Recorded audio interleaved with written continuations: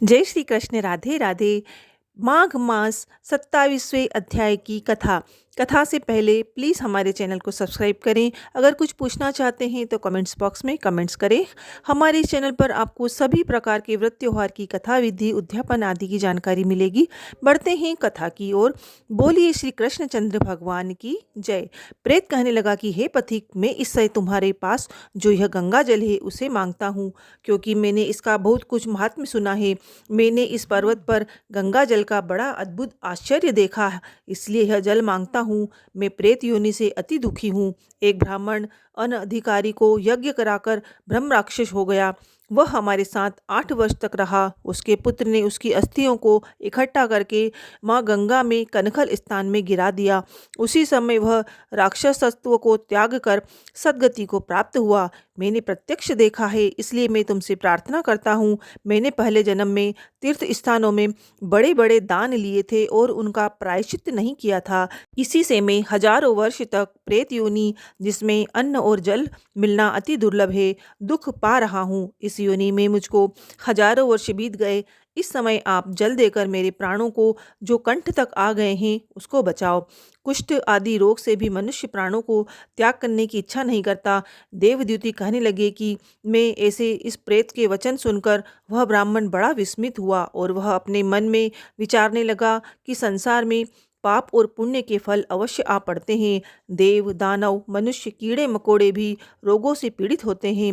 बाल तथा वृद्धों को मरण, अंधा तथा कुबड़ापन, ऐश्वर्य, दरिद्रता, पांडित्य तथा मूर्खता सब कर्मों से ही होता है। इस कर्मभूमि में जिन्होंने न्याय से धन इकट्ठा किया वह धन्य है। यह सुनकर प्रेत गदगद वाणी से बोला कि हे पथिक, मैं जानता हूँ कि आप सर्वज्ञ हैं।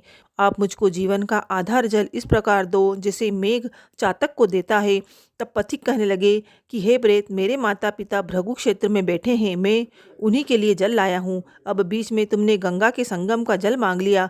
अब मैं इसी धर्म संदेह में पड़ गया हूँ कि क्या कांड वस्तु में यज्ञों को इतना नहीं मानता जितना प्राण रक्षा को मानता हूँ। इसलिए प्रेत को जल देकर तृप्त करके माता पिता के लिए फिर जल लाऊंगा।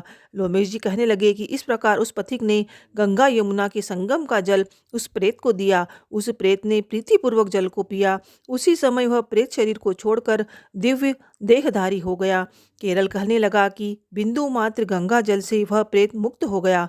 हम समझते हैं कि ब्रह्मा जी भी इस जल के गुण का वर्णन नहीं कर सकते, नहीं तो महादेव जी इस जल को मस्तक पर क्यों धारण करते। इस संसार में जो मनुष्य काया, वाचा और मनसा के पापों से रंग गए हैं, वह गंगा जल के बिना नहीं घुलते। माँ गंगा जल के सेवन से मुक्ति सदा सन्मुख खड़ी रहती है।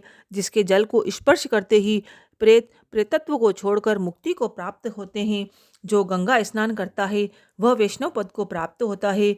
यदि संबंधी लोग गंगा जल से तर्पण करें तो नरक में रहने वाले पितर लोग स्वर्ग में चले जाते हैं और स्वर्ग में रहते हुए ब्रह्मत्व को प्राप्त होते हैं। गंगा जल के समान और कोई मुक्ति का साधन नहीं। वह प्रेत वहाँ से चला गया और 1 मास में जब माघ मास आया तो उसने सुने हुए प्रयाग महात्म्य के अनुसार गंगा यमुना के संगम पर स्नान करके पिशाच शरीर को धारण कर भक्तिपूर्वक नारायण की स्तुति करता हुआ वह द्रविड़ देश का राजा गंधर्वों से सेवित उत्तम विमान पर बैठकर इंद्रपुरी को गया। सो हे द्विज, यह इतिहास पापों का जल्दी ही नाश करता है। इसमें धर्म का ज्ञान होता है। यह पुण्य, यश तथा कीर्ति को बढ़ाने वाला है, ज्ञान तथा मोक्ष का देने वाला है।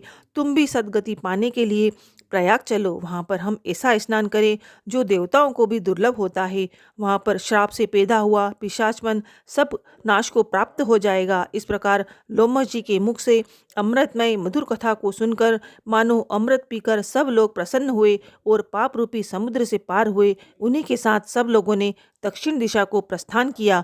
माघ मास महात्म्य 27वां अध्याय समाप्त। बोलिए श्री कृष्णचंद्र भगवान की जय। आपके लिए वीडियो बनाने में बहुत मेहनत लगती है। प्लीज़ हमारे चैनल को सब्सक्राइब करें, इस वीडियो को शेयर करें, कमेंट करें। जय श्री कृष्ण। राधे राधे।